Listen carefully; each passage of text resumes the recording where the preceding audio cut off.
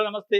ఈరోజు తెలంగాణ వార్తాపత్రికలో వచ్చిన వార్తలు, ఆ వార్తల వెనుకున్న వాస్తవాన్ని విశ్లేషించే ప్రయత్నం చేద్దాం. ముందుగా విజయక్రాంతి పేపర్‌లో ఆర్టీసీ సమ్మె, ఆ సమ్మెలో జరిగిన అపశృతి అంటే ఒక ఆర్టీసీ కార్మికుడు నర్సంపేటకు సంబంధించిన నర్సంపేట డిపో కార్మికుడు నిప్పంటించుకొని చనిపోయాడు. మృతి చెందాడు పాపం. చాలా ఆందోళనకరమైన పరిస్థితి రాష్ట్ర వ్యాప్తంగా ఆర్టీసీ కార్మికుల్లో. ఆయనతో పాటు ఇంకా ఇద్దరు ముగ్గురు కూడా ఆత్మహత్యాయత్నం చేసుకున్నారట ఆర్టీసీ కార్మికులు. చాలా పెద్ద ఎత్తున బర్న్ అయితుంది. కాంగ్రెస్ పార్టీ పైన, ప్రభుత్వం పైన ఒత్తిడొస్తుంది. ఎందుకంటే రవాణా శాఖ మంత్రి, కొంతమంది కాంగ్రెస్ పార్టీ నాయకులు నిన్న, మొన్న ఈ సమ్మె సందర్భంలో మాట్లాడుతున్న మాటలు కొన్ని రెచ్చగొట్టే తరహాలో ఉన్నాయనేది వాళ్ళ ఆవేదన కార్మికులు. ఎందుకంటే ప్రతిపక్షంలో ఉన్నారు. కరెక్ట్‌గా 2, 3 సంవత్సరాల క్రితం వీళ్ళు ప్రతిపక్షంలో ఉన్నప్పుడు, అప్పుడు కేసీఆర్ ప్రభుత్వం ఉన్నప్పుడు ఇదే ఆర్టీసీ కార్మికులు దాదాపు 63 రోజుల పాటు సమ్మె చేస్తే, ఆ సమ్మె కాలంలో కేసీఆర్ వ్యవహరించిన తీరు, మాట్లాడిన మాటల పైన కాంగ్రెస్ పార్టీ చాలా తీవ్రంగా వ్యతిరేకించింది. ఈ కార్మికులకు అండగా ఉంది, నిలబడ్డది, మద్దతు ఇచ్చినట్టు చెప్పారు. ఆ రోజు రాజకీయ అవసరాల కోసం మరి మద్దతు ఇచ్చారా? ఆ రోజు సమ్మె చేస్తేనేమో కార్మికులు మంచోళ్ళు. కార్మికుల హక్కుల కోసం పోరాటం చేస్తుంటే ప్రజాస్వామ్యయుతంగా నువ్వు వాళ్ళ గొంతు నొక్కుతావా అని ఇదే కాంగ్రెస్ పార్టీ నాయకులు మాట్లాడారు. ఈరోజు అదే కాంగ్రెస్ పార్టీ అధికారంలో ఉంటే సమ్మె చేస్తే తప్పట? సమ్మెను తప్పుగా చిత్రీకరించే ప్రయత్నం చేసి వాళ్ళని అణిచే ప్రయత్నం చేస్తున్నారు. ఇది కాంగ్రెస్ పార్టీ ఎన్నికల్లో ఇచ్చిన హామీని అమలు చేయమని అడుగుతున్నారు. ప్రభుత్వంలో విలీనం చేయటం స్పష్టంగా మొదటి డిమాండ్. రెండోది ఈవీ బస్సులు ప్రైవేట్ కాంట్రాక్టర్లు తీసుకొచ్చి పెట్టకుండా ఆర్టీసీని ప్రైవేట్ పరం చేసే ప్రయత్నం చేయకుండా అది ఒకటి ఆపమండి. ఇక మిగతా వాళ్ళ జీతాలు, పీఆర్సీలు అవి మిగతా ప్రయారిటీస్. మొత్తం వాళ్ళ డిమాండల్లా ఏంది? సంస్థని కాపాడండి, ఆర్టీసీని బతికించండి. దాని తర్వాత సంస్థ ఉండి ఆర్టీసీ బతికితే దాంట్లో ఉన్న కార్మికులు ఉంటారు, ఎంప్లాయీస్ ఉంటారు, సంస్థ ఉంటది. వాళ్ళ డిమాండ్ అది. సంస్థను చంపే ప్రయత్నం చేయొద్దు అనేది వాళ్ళ ప్రధాన డిమాండు. ప్రభుత్వం కూడా అదే అంటది. సంస్థ బతకాలి, సంస్థను చంపొద్దు, మీరు సమ్మె విరమించండి అని. అంటే సమ్మె విరమిస్తే సంస్థ బతకదు. ప్రభుత్వం చిత్తశుద్ధితోని పనిచేస్తే సంస్థను బతికించాలని చర్యలు తీసుకుంటే సంస్థ బతికిద్ది. సమ్మె ఈరోజు కాకపోతే రేపు విరమిస్తారు. వాళ్ళ డిమాండ్‌లు ఏదో కొన్నైనా పరిష్కారం అయితే. సమ్మె వల్లనే మొత్తం ఆర్టీసీ చచ్చిపోయే ప్రయత్నం అవకాశం ఉండదు. గతంలో కేసీఆర్ ఉన్నప్పుడు కూడా ఇదే. సమ్మె చేస్తే అయిపోద్ది, ఆర్టీసీ ఉండదంటాడు. అరే సమ్మె చేస్తే ఆర్టీసీ ఎందుకుండదు? సమ్మె చేస్తే సమస్యలు ఉండవు అనాలి. సమస్యలు పరిష్కారం చేస్తాం అనాల. ఇది అది వారున్నా, ఈరున్నా ప్రభుత్వంలో ఉన్నప్పుడు ఒక రకంగా, బయటకొచ్చినప్పుడు ఇంకో రకంగా ప్రతిపక్షాలు ఉంటాయి. దీన్ని దృష్టిలో పెట్టుకొని నిన్న ఆర్టీసీ కార్మికులు ఎమోషన్ అయ్యి కొంతమంది ఆత్మహత్య ప్రయత్నం చేశారు. దాంట్లో నర్సంపేటకు సంబంధించిన ఒక కార్మికుడు చనిపోయిండు. దాని తర్వాత అప్పుడు నిన్న క్యాబినెట్ మీటింగ్ జరుగుతుంది అదే సమయంలో. క్యాబినెట్‌లోనే డెసిషన్ తీసుకున్నారు. ఒక క్యాబినెట్ సబ్ కమిటీ ఏశారు. భట్టి గారి ఆధ్వర్యంలో డిప్యూటీ సీఎం. ఈరోజు చర్చలు జరుగుతున్నాయట. ఒకవైపు సమ్మెలో అపశృతి, ఇంకొక వైపు చర్చలకి అప్పుడు మొగ్గు చూపింది. మరి చర్చలు ఫలిస్తాయా లేదో చూడాలి. ఆర్టీసీ సమస్యలపై మంత్రుల సబ్ కమిటీ ఏర్పాటు, నేడు చర్చలు. సబ్ కమిటీ అధ్యక్షుడిగా డిప్యూటీ సీఎం భట్టి, సభ్యులుగా మంత్రులు ఉత్తమ్ కుమార్ రెడ్డి, శ్రీధర్ బాబు, పొన్నం ప్రభాకర్, జూపల్లి కృష్ణారావు. కార్మికుల ప్రాణాలు తీసుకోవద్దని ప్రభుత్వం విజ్ఞప్తి అని చెప్పి, ఆర్టీసీ కార్మికులు తొందరపడొద్దు అని చెప్పి రేవంత్ రెడ్డి చెప్పారు. ప్రాణాలు తీసుకోవడం సమస్యకు పరిష్కారం కాదు, సమస్యలు పరిష్కారానికి సానుకూలంగా ఉన్నామని చెప్పి రేవంత్ రెడ్డి కూడా మాట్లాడాల్సిన పరిస్థితి నిన్న వచ్చింది ముఖ్యమంత్రి. ఎందుకంటే ఆయన శంకర్ గౌడ్ చనిపోయిన తర్వాత అప్పుడు ప్రభుత్వంలో అంతకుముందే వాళ్ళు ఎక్సైజ్ చేస్తుంటే ఎట్లా అయిందని గాని కొంచెం స్పీడప్ అయింది. ఇది ఒక వార్త అయితే, ఇంకోటి కారు జోరుందట. ప్రభుత్వంపై అసంతృప్తిని ఎజెండా చేసుకొని బీఆర్ఎస్ చేసుకున్న బీఆర్ఎస్ పాలనా వైఫల్యాలను ప్రజల్లోకి విస్తృతంగా తీసుకెళ్లేలా వ్యూహం. అన్ని వర్గాలను విముఖతను అనుకూలంగా మార్చుకునే యోచన. కేసీఆర్ జగిత్యాల సభతో పార్టీలో పెరిగిన జోషు. త్వరలో అన్ని జిల్లాల్లో పార్టీ అధినేత సభలకు ప్రణాళికలట. కారు జోరు వచ్చింది. కేసీఆర్ స్పీడ్ అండ్ కారు జోరు పెరిగింది. ఈ కేసీఆర్ స్పీడ్‌కైనా, కారు జోరుకైనా కారణం ఏంటంటే, ప్రభుత్వ వైఫల్యాల్ని ప్రభుత్వం అంటే రకరకాల వర్గాల్లో రైతు వర్గం గాని, మహిళలు గాని, ఆర్టీసీ గాని, ప్రభుత్వ ఉద్యోగులు గాని, నిరుద్యోగుల విషయంలో ఇట్లా రకరకాల సెక్షన్స్ పీపుల్‌లో ఉన్న ప్రభుత్వ వ్యతిరేకతని, ప్రభుత్వంపై ఉన్న అసంతృప్తిని క్లెయిమ్ చేసుకునే ప్రయత్నం కారు పార్టీ చేస్తుంది. కేసీఆర్ చేస్తుండు. కేసీఆర్ చాలా స్పష్టంగా ఆయన అసెంబ్లీకి రాకపోయినప్పటికీ, ప్రజల్లో తిరగపోయినప్పటికీ, నెలల తరబడి ఫామ్ హౌస్‌లో ఉన్నప్పటికీ, మొత్తం రాష్ట్రాన్ని నాడి పట్టుకునే ప్రయత్నం చేస్తాను. రాష్ట్ర ప్రజలు ఏమనుకుంటున్నారో తెలుసుకునే ప్రయత్నం అయితే చేస్తున్నట్టు అనిపిస్తుంది. ఎందుకంటే జగిత్యాల బహిరంగ సభలో మాట్లాడిన మాటలు చూస్తే, కేసీఆర్ కేవలం ఫామ్ హౌస్‌లో పడుకోవట్లేదు. కేసీఆర్ రాజకీయాలు చేస్తుండు. కేసీఆర్ ప్రజల నాడిని కనిపెడుతుండు. ప్రజల్లో ఉన్న అసంతృప్తిని క్యాచ్ చేసే ప్రయత్నం చేస్తుండు. ఏ జిల్లాలో ఏ సెక్షన్ పీపుల్ ప్రభుత్వం పైన వ్యతిరేకతగా ఉన్నారు, ఎందుకున్నారు? ప్రభుత్వం ఏం పని చేస్తుంది? ప్రభుత్వం ఇప్పుడు చేస్తున్న పరిపాలన ఎట్లుంది? అదే తను ముఖ్యమంత్రిగా ఉంటే ఎట్లా చేసేవాడు? ఇట్లా ఆయన అసెస్‌మెంట్ చేసుకుంటూ ఉండేమో అనిపిస్తుంది. అందుకే కారు జోరు పెరిగింది. ఎందుకంటే కారు పార్టీ అధ్యక్షుడు అంటే మాజీ ముఖ్యమంత్రి కేసీఆర్ గారు బయటకొచ్చిన తర్వాత ప్రజల్లో ఒక చర్చ జరుగుతుంది. కేసీఆర్ బయటికి రావాలి, మాట్లాడాలి, ప్రభుత్వం పైన ఒత్తిడి పెరగాలి. ప్రభుత్వంలో కూడా ఒక రకమైన వాతావరణం వచ్చింది. పని చేయాలనే వాతావరణం. ప్రభుత్వం వైఫల్యాలని క్యాచ్ చేసే ప్రయత్నం చేస్తున్నారు. దాంట్లో భాగంగా జగిత్యాల సభ తర్వాత ఒక క్లారిటీ వచ్చింది బీఆర్ఎస్ పార్టీలో. యెస్, మనం ముందుకు అడుగేయొచ్చు, ముందుకెళ్ళొచ్చు. ఇక సమయం వచ్చిందని ఒక సందర్భం అయితే వచ్చింది. రేపు ప్లీనరీకి సంబంధించిన తెలంగాణ భవన్‌లో 27 తారీఖు మీటింగ్‌లో ప్రతి జిల్లాలో ఒక మీటింగ్ పెట్టాలని ఒక డెసిషన్. ఆ మీటింగ్ కేసీఆర్‌ని పిలవాలని. ఆ ప్రతి జిల్లాల మీటింగ్‌లోనే కాంగ్రెస్ పార్టీ డిక్లరేషన్‌లు ఎక్కడైతే అప్పుడు ప్రతిపక్షంలో ఉన్నప్పుడు పెట్టిందో రైతు డిక్లరేషను, బీసీ డిక్లరేషను, దళిత డిక్లరేషను, యువత డిక్లరేషను, మహిళా డిక్లరేషన్ పేరుతోని వాళ్ళు చేశారు. అటువంటి డిక్లరేషన్ జరిగిన ప్రాంతాల్లోనే వెళ్ళి బీఆర్ఎస్ పార్టీ ఆశీర్వాద సభ అని పెట్టాలని చూస్తుంది. రైతు ఆశీర్వాద సభ, ఇట్లా మహిళా ఆశీర్వాద సభ, యువత ఆశీర్వాద సభ, దళిత ఆశీర్వాద సభ ఇట్లా పెట్టి అంటే బీఆర్ఎస్ పార్టీ, కాంగ్రెస్ పార్టీ ఇచ్చిన హామీలని గుర్తు చేసే ప్రయత్నం ప్రజలు. కాంగ్రెస్ పార్టీ వైఫల్యాల్ని చెప్పే ప్రయత్నం చేసి ప్రజల్లో దూసుకుపోవాలనే ప్రయత్నం చేస్తుంది. ఆ జోరులో కారు పార్టీ ఉన్నట్టు అర్థమైతుంది. దీనికి సంబంధించిన ఒక వార్తని ఇచ్చారు. సీబీఐ డైరెక్టర్‌ని కలుస్తారట. జస్టిస్ ఘోష్ కమిషన్ ఏర్పాటు చట్టవిరుద్ధమని హైకోర్టు చెప్పలేదు. బీఆర్ఎస్ నేతల సంబరాలు ఎందుకో చెప్తా అని మంత్రి ఉత్తమ్ కుమార్ రెడ్డి అంటాడు. సీబీఐ డైరెక్టర్‌ని కలుస్తారట. ఇప్పుడు కోర్టే చెప్పింది అసలు ఆ రిపోర్ట్‌ని బేస్ చేసుకొని యాక్షన్ తీసుకోవడానికి వీల్లేదని. ఇక సీబీఐ ఏం చేస్తది? ఆ రిపోర్టే ప్రిన్సిపల్ ఆఫ్ జస్టిస్‌ని ఫాలో కాలేదు. ప్రాథమికమైన సూత్రాలను పాటించకుండా ఆ రిపోర్ట్ తయారు చేశారు. వాళ్ళకున్న ఒపీనియన్‌ని అందులో రాశారు తప్ప, దానికి ఎవిడెన్స్‌లు, సాక్ష్యాలను బేస్ చేసుకొని చేసినట్టు లేదు. కాబట్టి ఈ రిపోర్ట్‌ని ఆధారంగా చర్యలు తీసుకోవడానికి వీల్లేదన్నాడు. సిబిఐ చర్యలు తీసుకోకుండా ఏం చేయాలి? మళ్ళా టైమ్ పాస్ చేయాలా? పీసీ ఘోష్ కమిషన్ ఎట్లయితే చేసి మీరు టైమ్ పాస్ చేసి, అది పనికిరానిది అని చెప్పించారో, రేపు సిబిఐతోను కూడా ఇన్వెస్టిగేషన్ ఒక సంవత్సరం, సంవత్సరన్నర చేశాక అది కూడా పనికిరానిదని చెప్పియడానికా? లేదా సిబిఐ ఇన్వెస్టిగేషన్‌తోని ఇక రాజకీయంగా ఉపయోగపడిద్దని మాట్లాడుకోవడానికి తప్ప దీంట్లో రాష్ట్రానికి గాని, ప్రజలకు వచ్చేది లేదు. సీబీఐని కలవటం ఏంది అసలు? అసలు ఆ రిపోర్ట్ ఏముందనేది మీరు స్టడీ చేయండి. ఎక్స్‌పర్ట్ కమిటీ ఎయండి. రిపోర్ట్‌ని హైకోర్ట్ తిరస్కరించేంత దరిద్రంగా ఎందుకుంది? అసలు ఏం తయారు చేశారు? అనేది చెప్పండి. ఇది ఒక వార్త అయితే ఆంధ్రప్రదేశ్.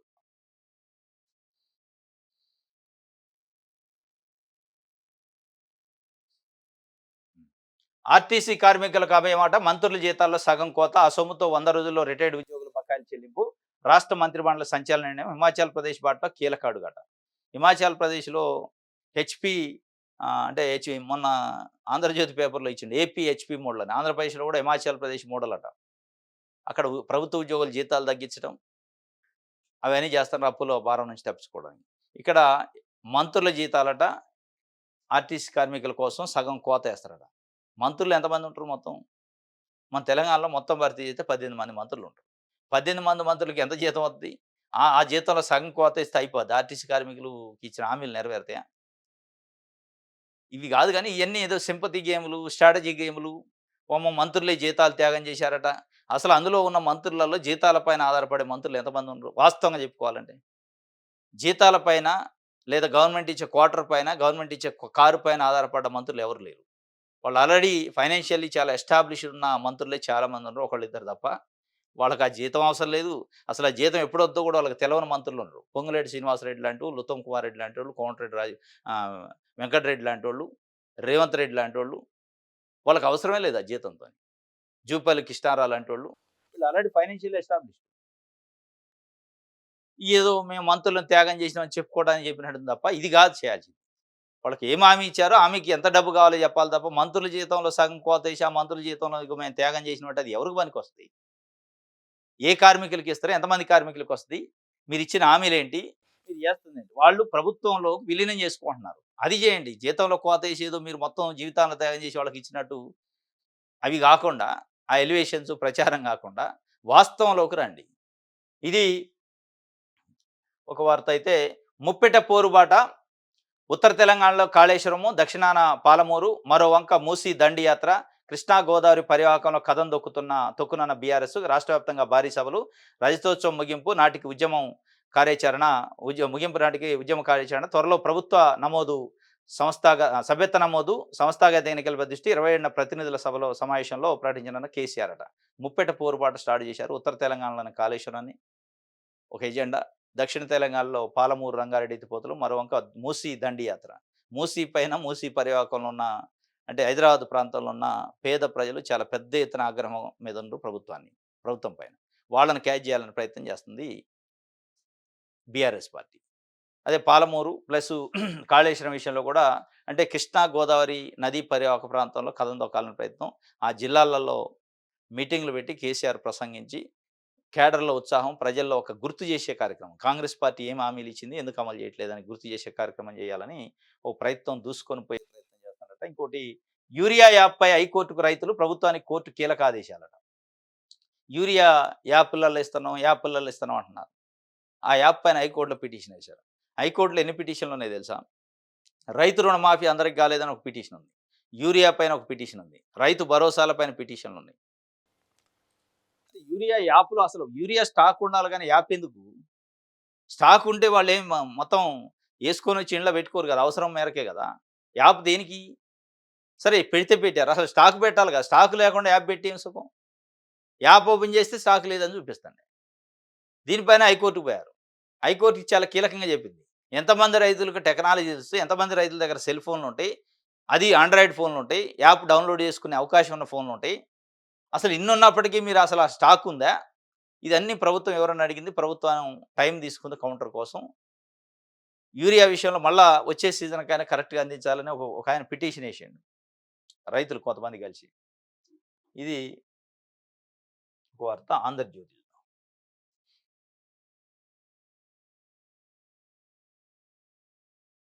దర్యాప్తు చేయాల్సిందే కాళేశ్వరంపై సీబీఐ డైరెక్టర్‌ని కలవనున్న ముఖ్యమంత్రి రేవంత్. ఇదంతా కవరింగు. హైకోర్టులు చివాట్లు పెట్టి షాకిష్టాలకి ఏం చేయాలో అర్థం కాని పరిస్థితులు చేస్తున్నట్టుంది. ఇప్పుడు అడగడం ఏంది మీరు దర్యాప్తు చేయాల్సిందని? సీబీఐ డైరెక్టర్‌ని ఇప్పుడు కలవడం ఏంది? ప్రభుత్వం పరువు పట్టపగలు నడిబజార్లో పోయింది. కాబట్టి పోతండ్రా? హైకోర్టు చివాట్లు పెట్టింది. ఈ దర్యాప్తు అసలు పనికిరాని దర్యాప్తు. కమిషను రిపోర్టే పనికిరానిదని చెప్పిన తర్వాత, మేము ఏదో ఒకటి చేయాలి కాబట్టి సీబీఐ డైరెక్టర్‌ని కలుస్తున్నా అన్నట్టుంది. ఏంటి కలిసి ఏం చేస్తారు? ఇన్ని రోజుల నుంచి ఎందుకు కలవాలి హైకోర్టు చెప్పకముందు? హైకోర్టు షాక్ ఇచ్చింది. హైకోర్టు రిపోర్టు బుట్ట దాఖలు చేసిన తర్వాత అది పనికిరాని రిపోర్ట్ అని చెప్పిన తర్వాత, ఇప్పుడు పనికిరానిది మనం చేశారని ప్రజలు ఇన్ని రోజులు అనుకుంటారు. మన పరువు అది, మన ప్రభుత్వం ప్రతిష్ట దెబ్బతింటది కాబట్టి సీబీఐ డైరెక్టర్‌ని కలిసి దర్యాప్తు చేయాలంటే ఇది ఒక డ్రామా. ఏం దర్యాప్తు చేస్తారు? అంటే పీసీ ఘోష్ కమిషన్‌తోని సంబంధం లేకుండా దర్యాప్తు చేయమని అడుగుతున్నారా? ప్రభుత్వం రాసిందా లెటర్? అట్లా రాయలేదు కదా! మీరు దర్యాప్తు చేయది కాకుండా ఉండే విధంగా లెటర్ రాసి, సీబీఐ మేము పీసీ ఘోష్‌తోని ఒక కమిటీ ఏసి, కమిషన్ ఏసి రిపోర్ట్ ఇచ్చినాం. ఆ రిపోర్ట్‌ని బేస్ చేసుకొని దర్యాప్తు చేయమని రాశారు మీరు లెటర్. ఆ రిపోర్టే పనికిరానిదయింది. ఇంక మళ్ళీ వాళ్ళు దర్యాప్తు ఎట్ట చేస్తారు? ఇప్పుడు మీరు లెటర్ రాయాలి ఫస్టు. ప్రభుత్వం తెలంగాణ ప్రభుత్వంలో జరిగిన ఇరిగేషన్‌లో జరిగిన అవినీతి అవకతవకల పైన దర్యాప్తు చేయండి అని చెప్పి రాష్ట్ర ప్రభుత్వం, కేంద్ర ప్రభుత్వంలో ఉన్న హోంశాఖకు లెటర్ రాస్తే సీబీఐతోని దర్యాప్తు చేయండని అప్పుడు వాళ్ళొచ్చి చేస్తారు. అది క్లియర్‌గా ఉంటది. ఏది ఎమ్మెల్యేలు, ఎంపీలు గిట్లా ఒక్కొక్కసారి రాజీనామా చేస్తారు సెంటిమెంట్ కోసం. అంటే రాజీనామా ఆమోదం కాకుండా ఉండటానికి ఒక పదం ఎక్కడో పెడతారు. ఎమోషనల్లీ ఇది డెసిషన్ తీసుకున్నట్టు ఉంటది ఆడ. దాన్ని పక్కన పెడతారు స్పీకర్. సేమ్ ఇది అంతే. లెటర్ రాసినట్టే ఉంటది. దర్యాప్తు రాకుండా ఉండటానికి అవకాశం ఉండే విధంగా రాస్తారు. ఎందుకు గలవాలి మీరు పోయి? కరెక్ట్‌గా మీరు లెటర్ రాస్తే వాళ్ళే వస్తారు. మీరు రాసిన లెటర్‌లో క్లారిటీ లేదు. కాబట్టి హైకోర్టు చివాట్లు పెట్టింది కాబట్టి ఇప్పుడు మీరు సీబీఐ డైరెక్టర్‌ని కలుస్తా అంటున్నారు. మీరు ఎప్పుడు మీరు మీరు చెప్పింది ఎప్పుడు సీబీఐ దర్యాప్తు చేయమని? ఎన్ని నెలలయింది? ఇన్ని రోజులు ఎప్పుడు ఎందుకు కలవలే? ఎప్పుడు ముఖ్యమంత్రి పోలే ఢిల్లీ? ఉత్తమ్ కుమార్ రెడ్డి గారు పోలే? పోయినప్పుడు ఎందుకు కలవలే సీబీఐ దర్యాప్తు చేయమని కేసీఆర్ పైనో, హరీష్ రావు పైనో, కాళేశ్వరం పైనో? ఇప్పుడు ఏమైందంటే ప్రభుత్వం డ్యామేజ్ అయితుంది. ఈ కమిషన్‌లు ఇయన్నీ టైమ్ పాస్ కమిషన్‌లేసి ఇదంతా వీళ్ళతోని కాదు ఏం చేయలేరని ఒక ఒక వాతావరణం, ఒక చర్చ జరుగుతుంది కాబట్టి ఏదో అయితున్నట్టు మళ్ళీ ఒక ఎలివేషన్ ఇచ్చే ప్రయత్నం తప్ప ఆడేం లేదు. రైట్. ఇది 'ఆంధ్రజ్యోతికి' సంబంధించి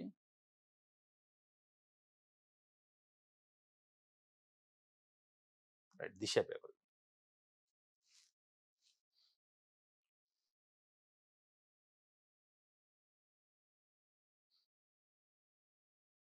రైట్.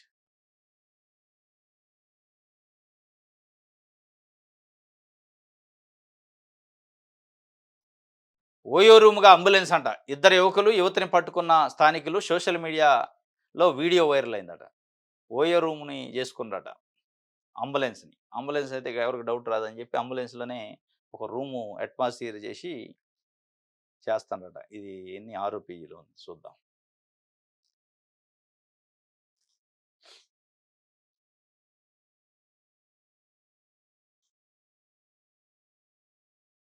హ్మ్.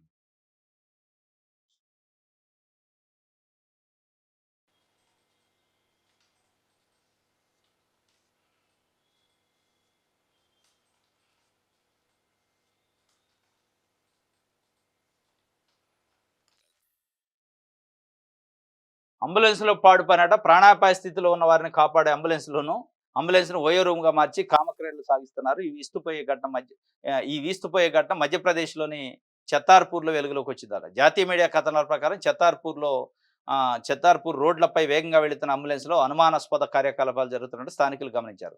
వాహనం అద్దాల గుండా లోపల జరుగుతున్న తతంగాన్ని చూసి అవాక్కయ్యారు.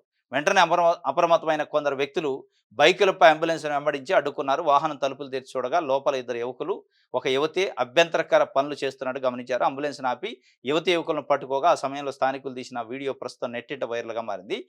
వైద్య అత్యవసర సేవలకు ఉపయోగించాల్సిన వాహనాన్ని ఇలాంటి పాడు పనులకు ఎలా వాడుకుంటారని నెటిజన్లు తీవ్ర స్థాయిలో మండిపడుతున్నారు. ఈ వ్యవహారంపై అధికారులు సీరియస్‌గా దృష్టి సారించి సమగ్ర విచారణ చేపట్టాలని నెటిజన్లు డిమాండ్ చేస్తున్నారు. మరోవైపు ఈ ఘటనపై అధికారులు దర్యాప్తు కొనసాగిస్తున్నట్టు సమాచారం ఉంది. అంబులెన్స్‌ను పాడు పనికి వాడుకుంటున్నారంట. ఏ ఏ స్థాయికి దిగజారి యువత అనేది దీన్ని బట్టి అర్థం. మధ్యప్రదేశ్‌లో జరిగిందట. అంబులెన్స్‌ని కూడా అత్యవసరం అని మళ్ళా సైడ్ ఇయ్యాలి వాళ్ళకి. రైట్. ఇది దిశకు సంబంధించి వెలుగు పేపర్.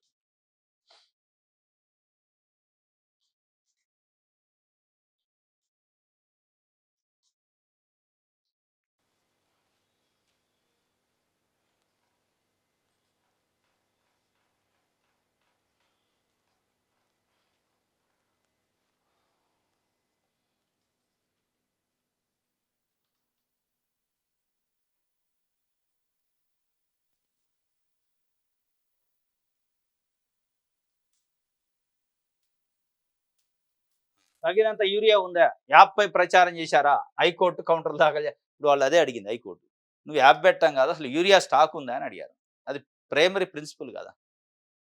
యూరియా స్టాక్ లేకుండా యాప్‌లు ఎన్ని పెట్టినా ఎక్కడి నుంచి వస్తది యూరియా? యూరియా నిజంగా ఉంటే గతంలో ఆటో వాళ్ళకి డబ్బులు ఇస్తే వాళ్ళే తెచ్చి పొలం దగ్గర ఏసేది. లేదా ఇంట్లో ఏసేది. అటువంటి సందర్భం ఉంది. యాప్ అవసరం లే. ఆటో ఉంటే చాలు తీసుకొని రావడానికి. అటువంటిది యాప్ ఒకటి పెట్టి మేము యాప్ పెట్టినాం అని వాళ్ళ పిచ్చోళ్ళని చేసి రైతుల్ని తిప్పటం. యాప్‌లో అది బుక్ కాదు. ఆడ ఉండదు. అసలు స్టాక్ అని రాదు. లేదంటే మీ జిల్లా అందులో లేదని రకరకాల పేర్లతోని వస్తా ఉంటది.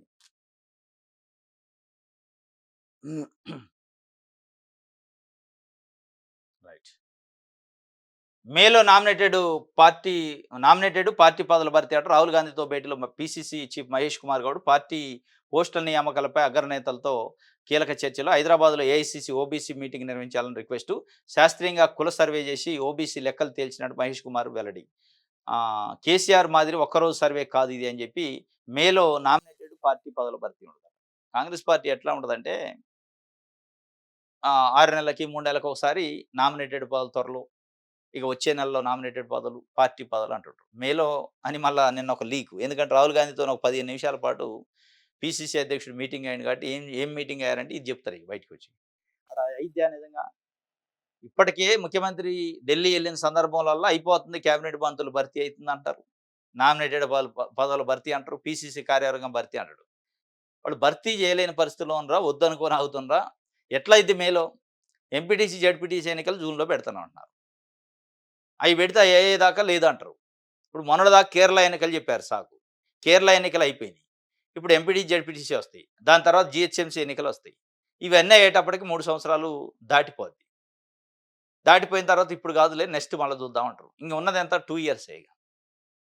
ఏదో ఒక సాకు చెప్పి వాయిదాలేసే పద్ధతి ఎందుకొస్తుంది?